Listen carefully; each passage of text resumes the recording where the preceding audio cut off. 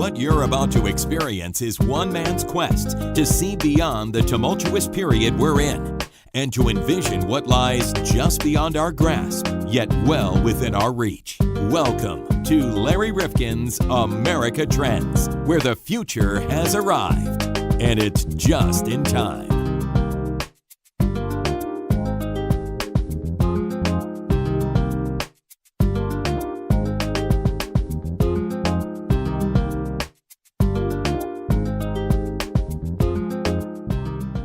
Welcome back to America Trends. Larry Rifkin and John Krofsik.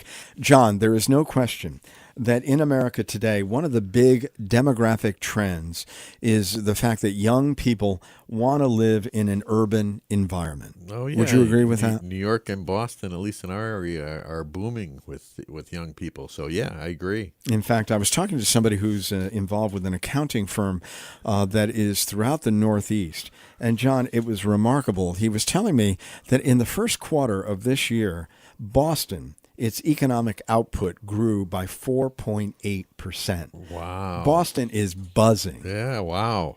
It better, because I'm telling you, these young people coming out of these intellectual factories in Boston, and they are motivated, they're smart, they know the new technology, but they're living in one of the most expensive cities in the entire country. I don't know if Boston is as bad as New York, but I know New York is outrageous. Oh, yeah. And there are a lot of people moving out of New York. But, you know, there is a trend that is also going on where a lot of people from the suburbs, particularly as you age, may not find that suburban living is still the best style for them because they're alone, they're isolated, and they want to come back into cities. And so there's this interesting repurposing of many communities. The New York Times did a front page piece the other day about Raleigh, North Carolina, where we used to have integration in America by virtue of African Americans moving up socioeconomically and moving into white neighborhoods. Right. But just the opposite is beginning to occur, where white people from the suburbs are starting to move into the inner city and repopulating areas that were formerly black owned and operated. Wow, That's fascinating. Yeah, it's really interesting. And a lot of black people who can afford to go out to the suburbs and live that suburban dream are starting to move out and into inner city areas or inner ring suburbs of various cities. So it's kind of a reverse migration that's going on. Yeah. The other trend that's going on, John, is that a lot of young people who may start out in Boston or New York recognize that those aren't the only places where they can celebrate the education that they've gotten, that there are a lot of mid-sized cities in America that are offering incredibly rich opportunities for them at a lesser rate. Yeah, well, there's a lot of, I know Maine has got a very aggressive to get young people there. They'll pay off loans. I know for certain types of work, they're trying to get young people to come to Maine. So I know there's states doing that. Absolutely. And I think in this podcast that we're going to offer you in just a moment, you're going to hear from a fascinating guy who is a 4-term mayor of one of those cities that is absolutely thriving. And I was talking about this with a friend of mine, and he said, I have a friend who lives in Oklahoma City, and that's where Mick Cornett was the mayor. And he wrote this book, The Next American City. And he said Oklahoma City is just alive and vibrant. Wow. And a lot of that can be traced to not only Mick, but to other mayors before him, and some really interesting approaches they've taken to revitalizing the river in Oklahoma City, to making more livable spaces in the city, to making it culturally rich. They've done many, many unique different things. We got to have him talk to our governor. Well, Connecticut is a little behind in terms of revitalizing a lot of its urban areas. Fresh ideas here. Yeah.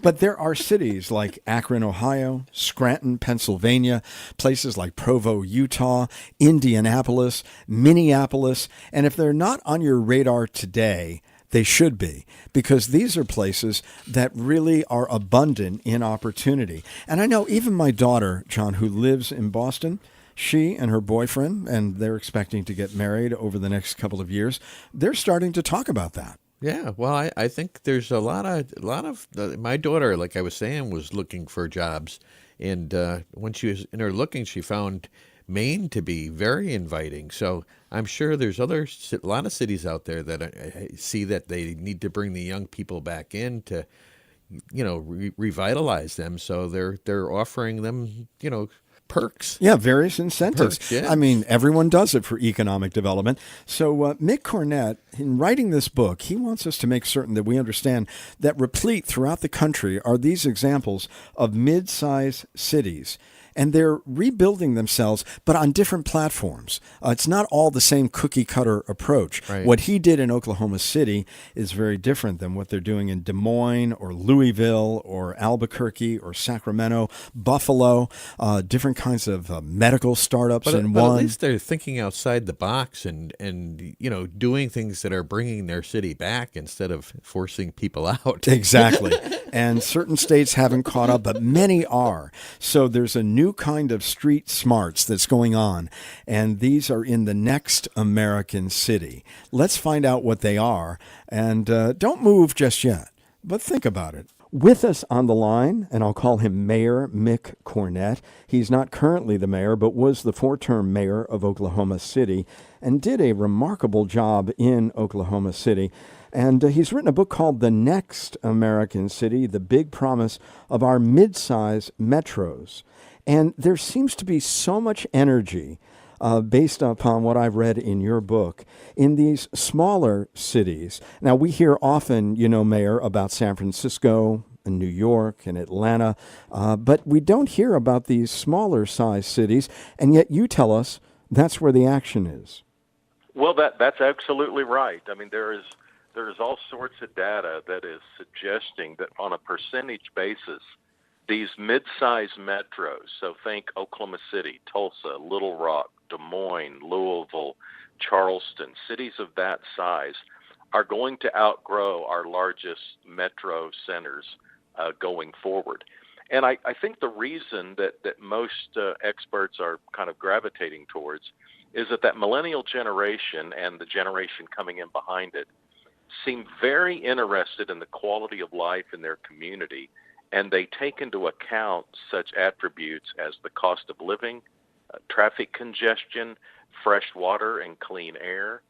And in some parts of the United States, you can't have any of those three, and it's pretty hard to find all three in one place. Yet in the mid-sized metro area, there's a lot of cities that offer these amenities and more.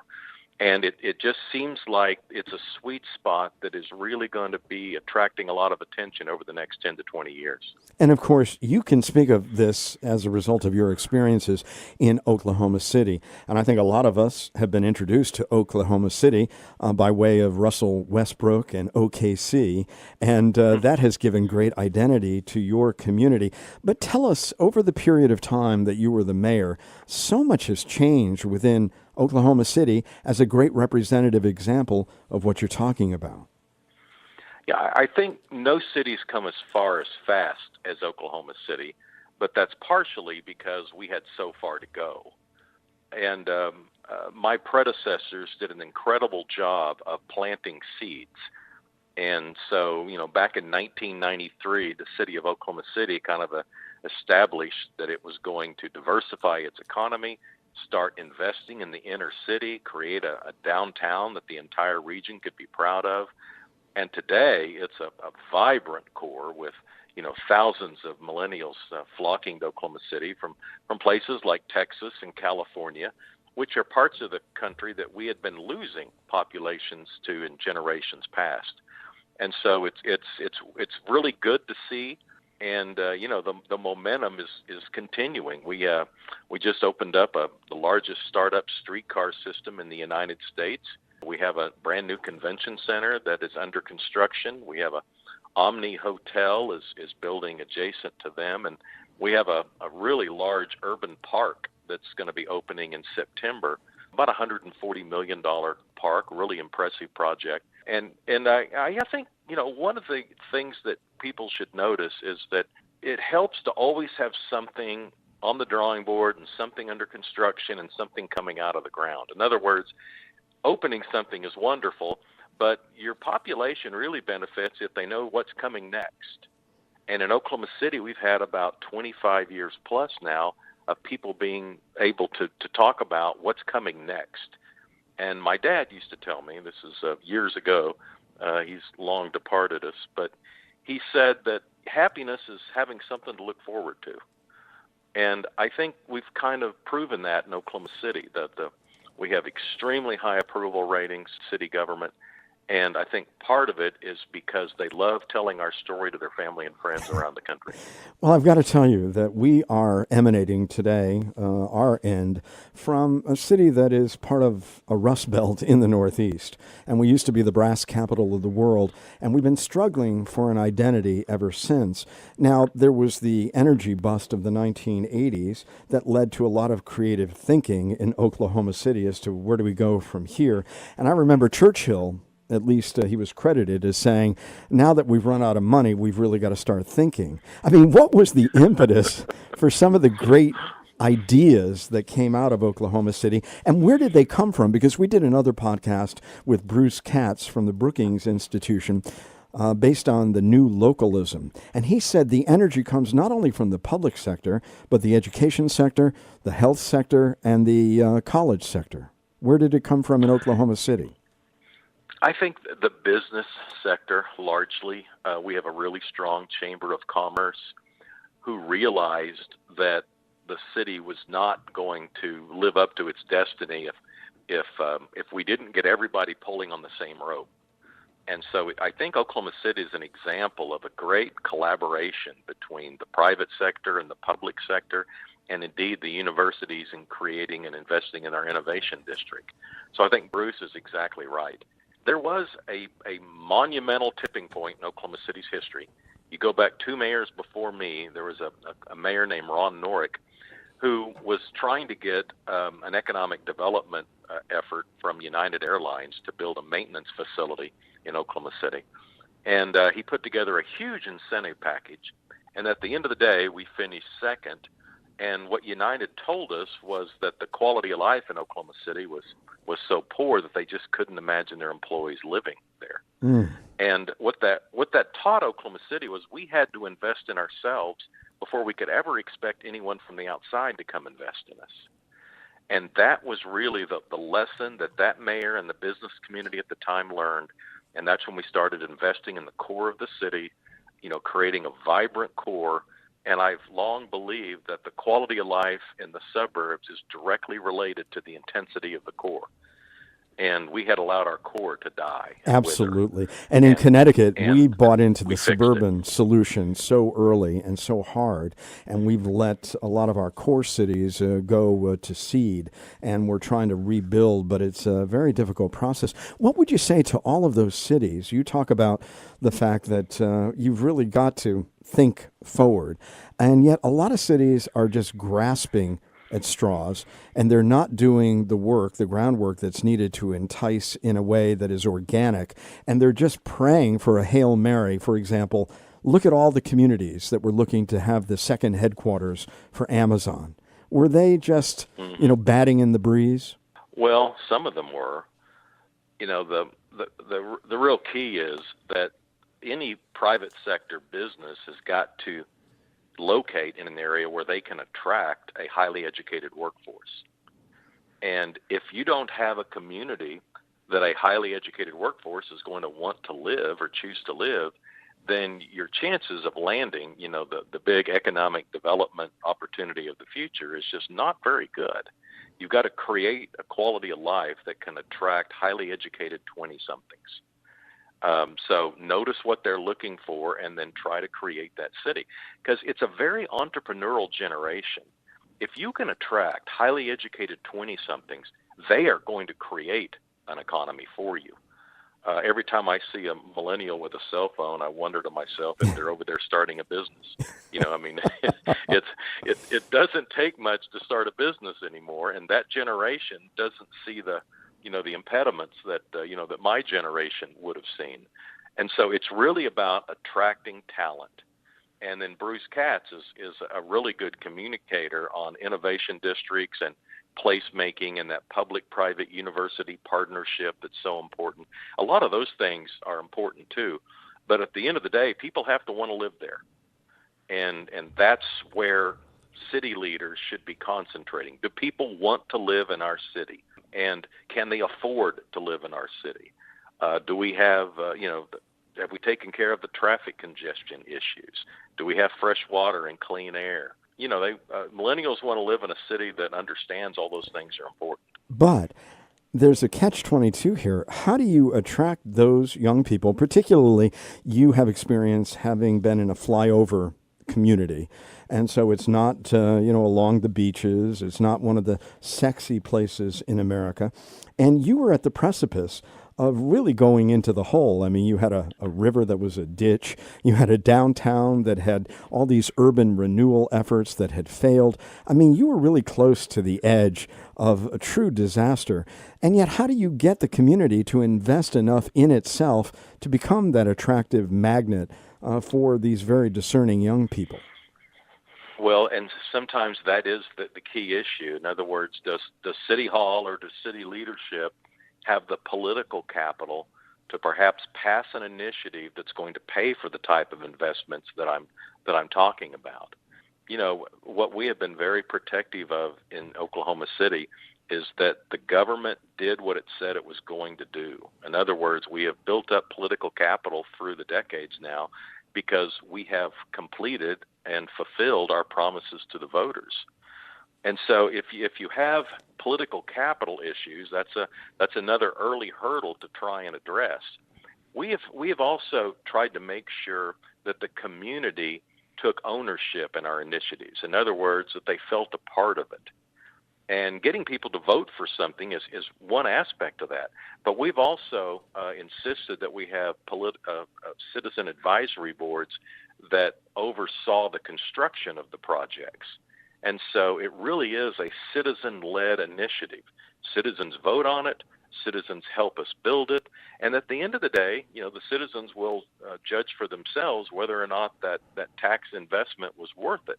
I think what's undeniable in Oklahoma City is that we've created a city that has a much better chance of keeping the next generation in our town.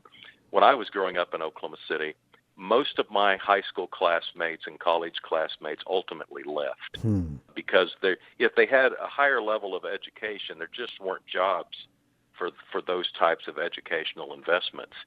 And today, that's not the case. And I've always thought, even someone who really hesitates to pass any sort of tax initiative cares about their kids and their grandkids, and realize that you've got to create a city that's going to attract them and create a job for them. And we've been able to do that and have, kind of kept that momentum going. I want to look beyond Oklahoma City, but it is such a fascinating laboratory that you developed there and other mayors before you. And this whole notion of MAPs, metropolitan area projects. And a lot of people have a difficult time getting their arms around these huge bonding initiatives. And yet you've done it in a different way where you didn't really borrow money to pay for these projects. It was only when you had a sales tax that raised enough revenue did the building begin. Explain whether that is unique to Oklahoma City or you see that being adopted in other places. Well, it's fairly unique, and it's a pay-as-you-go philosophy. In other words, we start a sales tax, and as we collect the money, we start the process of completing the projects. You hire the architects and the engineers, and then you start the construction process. Now, it takes a lot longer to build the projects because of that. If you bond it out, you can almost start building the projects, overnight. Mm-hmm. The original MAPS vote occurred in December of 93. The project started opening up in 98, and then they were completed in 03. So some 10 years later.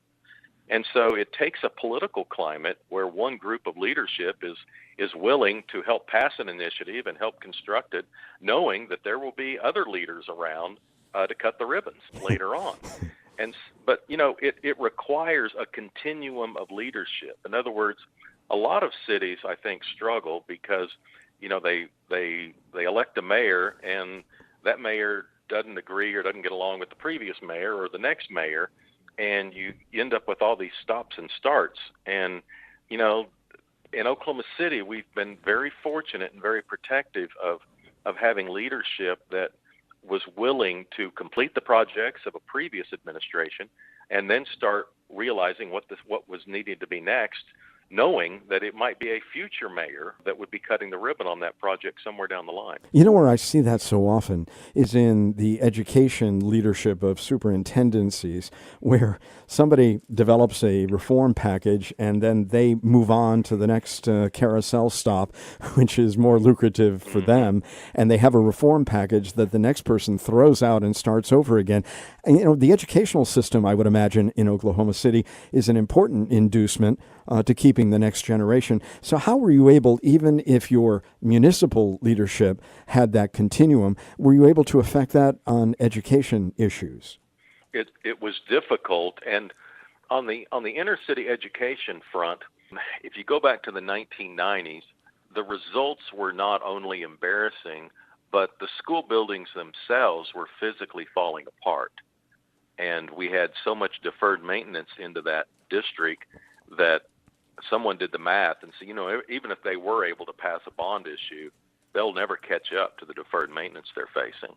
And the business leaders of the community realized it was, you know, some sort of a civic emergency, and literally we got state law changed where we could pass a sales tax and help bail out that inner city district. And so we have now, you know, completed the capital renovations for that district, you know, improved or built anew all 75 buildings in the inner city school district. And the education going on inside the classroom is better. You know, we, like every other large city with an urban core, struggles with inner city education. But at least in a nicer building, a kid's more likely to want to go to school, or a teacher's more likely to want to teach there, or a parent is more likely to want to be there on parent-teacher night.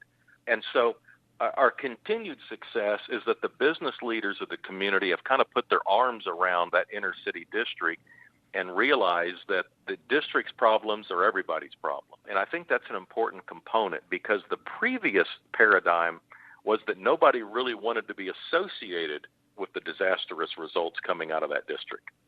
And instead, political leaders, business leaders kind of said, look, we've all got to work together and try and help the district out of this situation. And so minimally, there is an emotional support system for that district and a willingness to help.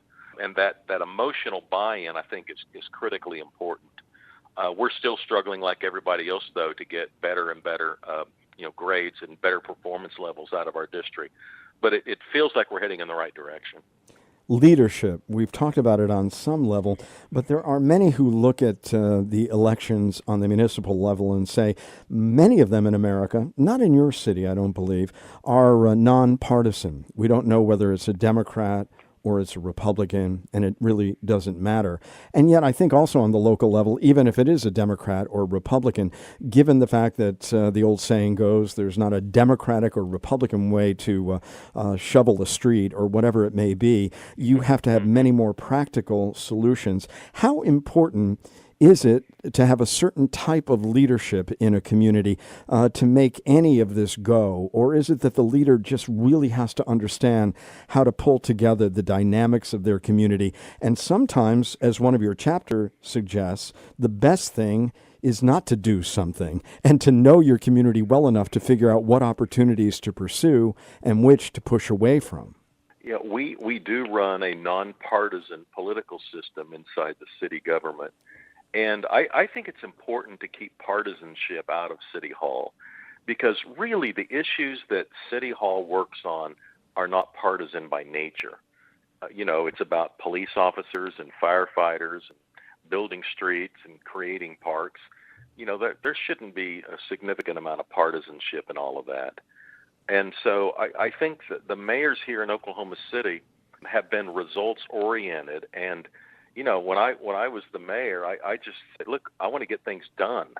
I don't care whose idea it is, but we got to get things done. And I think when you look at legislative bodies at the state and the federal level, what you see is a lot of talk and not a lot of action. In other words, I think people are frustrated that more doesn't get accomplished. Seems like there's great debate, but the debate doesn't lead to results often enough. And at the local level, I think people demand it. I mean, you're so close to people when you're elected at the local level that people will notice whether or not you're wasting their time, and they're going to expect results. And so there's been a lot of times I didn't get everything I wanted, but I figured out where the votes were, and we negotiated the best we could, and then we moved on to the next issue without carrying the baggage, of the politics of the previous day or the previous week. In other words, you forget it and you move on and you do the best you can. And so, we have great political discussions at Oklahoma City Hall, but at the end of the day, it's about getting things done and compromising and moving on to the next issue so we can tackle the next problem that we're facing. The former 4-term mayor of Oklahoma City, with an incredible record to show for it, Mick Cornett, is on the line with us. The next American city, the big promise of our mid-size metros.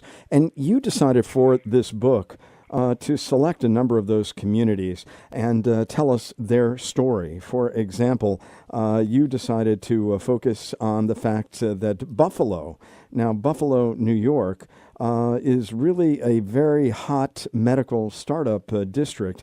And you say the talent comes from just about anywhere. And here you had a gentleman from Buffalo, Pat Whalen. He's a retired logistics entrepreneur turned ski bum.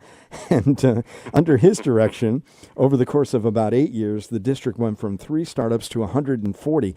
Briefly tell us their story so we can tell some of the other stories as well. Well, yeah, one of the examples, and Pat Whalen's a great example of unleashing the leadership that's already in your community. In other words, Pat wasn't elected to anything, but Pat probably needed, some empowerment from government leaders and business leaders, and was willing to create, great, ideas and concepts, and a lot of good could be created. There are people in every community willing to help. I think it's up to a mayor and it's up to business leaders to find these individuals out there who can make really good things happen if they concentrate on it. And, I've found them here in Oklahoma City, and I think Pat's a good example of one person accomplishing a lot, but never being elected to a public office to accomplish those things. And so, when communities are out there trying to figure out how do we do this and how do we do that, a lot of times it's just finding those passionate people who know how to get things done, and they're out there. You also looked at New Orleans post-Katrina and asked the question, how do you build a city beyond boom and bust? I mean, how do you do that? Because, again, you may grasp at the, fastest opportunity that comes along, but you really want to build for the long term. So how do you know that you're really building this in a way that is sustainable? Well, I think sustainable is a key word when you talk about these investments. And in New Orleans' case, they were looking at a post-Katrina environment where a lot of money was going to be coming in to try and resurrect that great American city. And I think it was important that they spent it on things that were going to be long-lasting. In other words, don't spend it on short-term feel-good projects, but spend it on things that you can build on and that can lead to things that are a catalyst, for further investment. And I think, New Orleans struggled, mightily in the years immediately following Katrina, but eventually, started finding its pockets of success and found some areas they can build on. And, I still think it's one of the most beautiful, underrated cities out there. Oh, absolutely. Louisville, Kentucky. I found this fascinating. Mayor Greg Fisher. Now, we think of this as a rather conservative part of the country, and yet mindfulness and meditation? Really? Yeah. Mayor Greg Fisher decided that he wanted Louisville to be known as a city of compassion. And when I first heard that, I didn't really understand what he meant and what he was talking about. In Oklahoma City, we typically are working on something with an ROI that we can calculate and see and judge later. Mm-hmm. And I thought, how do you judge compassion? But when I saw it actually implemented, and I saw the many ways that he instituted compassion into his city staff, into his city employees, into the school system, and I thought, how much better would a community be if every citizen there realized that they were prioritizing compassion, and it was an expectation in the community that they were going to be more compassionate than they had been previously or that others might be. The metrics on that are astonishing if you start to think about it. Now, it might be hard to measure. It might be hard to, to come up with an exact measurement on things like that. But I think it's very real. And I just wanted to draw attention to Mayor Fisher and the fact that he took, I thought, great political risk in deciding to spend, his limited political capital on an idea of compassion, which really didn't have much of a definition and certainly, no examples elsewhere of how this could be implemented. But you can feel it, and when you talk to people there, you understand that it's very real. A community can be the better if they can latch on to ideas and concepts like that. But the fact that he purposely directed his city in that direction, I think is amazing. But look what you did at the beginning. I mean, you got national attention for Oklahoma City by telling the city that it had to go on a diet and that it needed to lose 1 million pounds. No, but that was a great idea because the health of the city, the vibrancy, the outdoor environment that you needed to build to encourage more walking and more exercise. I mean, that was something that was lofty and different, but I think it had a lot of practical application on the ground. Yes, and I do think there's some similarities into what Mayor Fisher did and that initiative that I started back in 2007. What I felt was that obesity was a significant issue in Oklahoma City. I didn't really know how to deal with it, but I did know that the first step had to be a conversation because obesity had become a subject that we didn't feel comfortable discussing. Obesity affects the way people look, and, we're nice people, and, we don't talk about people if you're not going to say nice things. And I just think our unannounced strategy about obesity was to ignore it. And, you could see that wasn't going to get us anywhere. So really what that initiative did in retrospect is it forced our community to discuss obesity and get husbands and wives talking about it and church pastors talking about it at the pulpit, business leaders talking about it with their employees.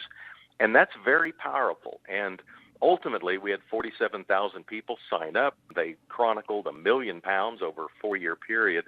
But I think, the greater gain at the end of the day is that we use that awareness campaign to then pass a series of funding initiatives to rebuild the built environment, to be less reliant on the automobile, to be more pedestrian friendly, and we've created a healthier community.